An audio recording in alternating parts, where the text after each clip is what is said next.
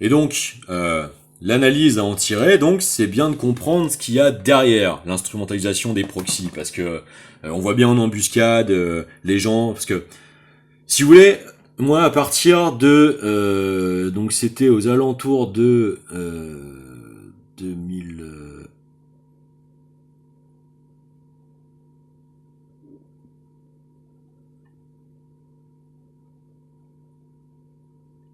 Je dirais que c'est aux alentours de 2013 ou 14. Mais là-dessus, peut-être que je me trompe. Mais mon interventionnisme d'essayer de protéger donc les potes d'enfance susceptibles d'être instrumentalisables dans ce genre de réseau et d'avoir démontré en fait ne pas en être vertueusement capable dans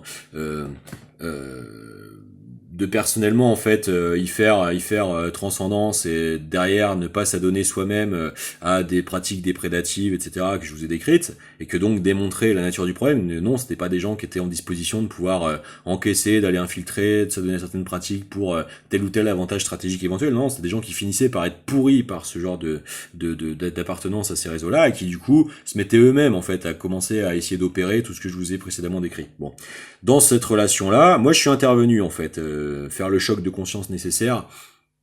Et donc c'était dans le déploiement d'une emprise avec Bruce Bégou, donc qui donnait des cours et officier au sein de l'Institut Montaigne à Bordeaux, institut qui se retrouve dans des accusations de viol, notamment autour de Barbara Stiegler et tout ça. Donc vous voyez comment, d'autant plus, il semblerait qu'encore une fois, j'avais quand même mis dans le mille aussi, hein.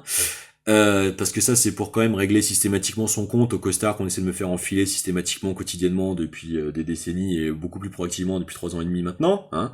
Donc c'est pour quand même rétablir la vérité à chaque fois, hein.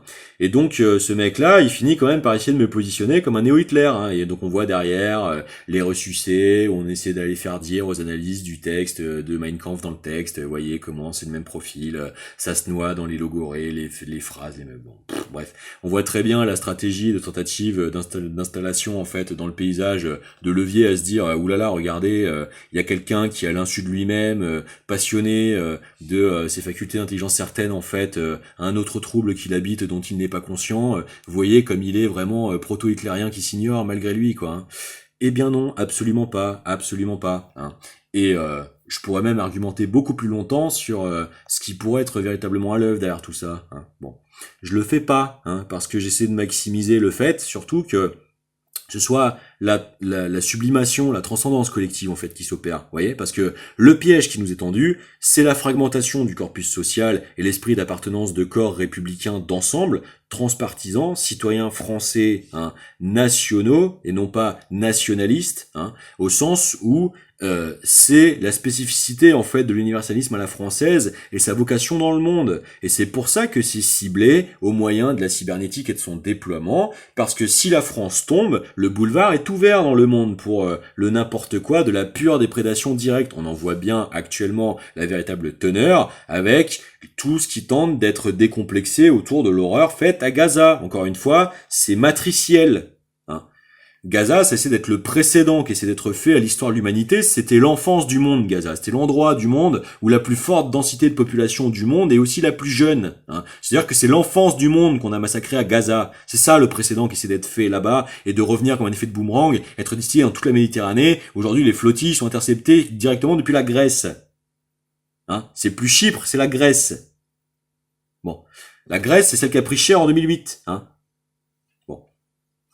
Donc, comme l'Argentine. Et donc, du coup, c'est ce qu'il y a véritablement à comprendre derrière tout ça, c'est que c'est ça la stratégie du pourrissement. Vous voyez, c'est que on essaiera d'inexorabiliser le fait que de toute façon tout part à volo quoi, hein, les choses partent en couille, hein, c'est comme ça et donc il faut resserrer les rangs et donc il faut savoir faire des priorités dans des contextes moins favorables. Bah non en fait, parce que c'est la stratégie déployée par l'extrême droite depuis toujours. Je veux dire, l'extrême droite n'a fait que ramper, crawler, toujours tenter d'être plus dégueulé dans nos foyers, avec des ravages de cimetières, des profanations de sépultures juives, de Carpentras. Qu'est-ce qui se passe aujourd'hui? Au miracle, il y a une faute de playlist où on va sortir du Maréchal Nous Voilà et à Carpentras et à Canet-Roussillon.